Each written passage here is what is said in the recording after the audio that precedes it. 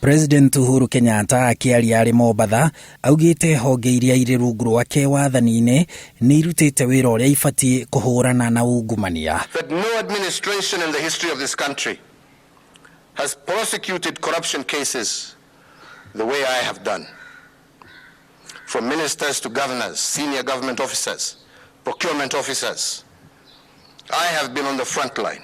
No President arauga muhinga uria ugumeire bara ino ya ungumania ni ruhonge rwa magoti ruria arauga rutire rwatwira mwikuirwo ona umwe. I think it is a shame on our country that we prosecuted a case against drug traffickers in our country and we couldn't get a prosecution. And within a year of them being arraigned in the United States, they have been jailed for no less than 25 years. That is something that our judiciary should come to terms with.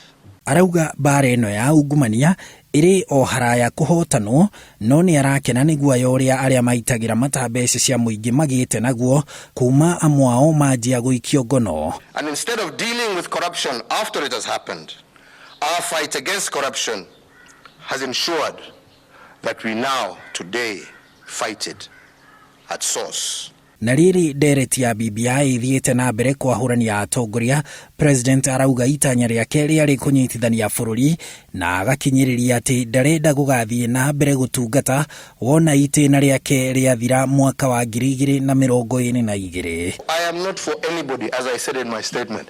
I am not against anybody. I am for 47 million Kenyans, and it is my hope that all political leaders will start to focus and say, let's work together. Akenya makoretwo makinyotera kuona ciringi ya muingi iria yungumitio ni maabitha a thirikari ni acoka hari ebatie, no handu habara ya ungumania kugia na umithio ruhonge rwa wathani na rwa magoti koretwo ikiorota na iguru ria no urahotomia bara ya ungumania. Handu-ini ha Inooro TV, njitagwo Harun Njoroge wa Maina.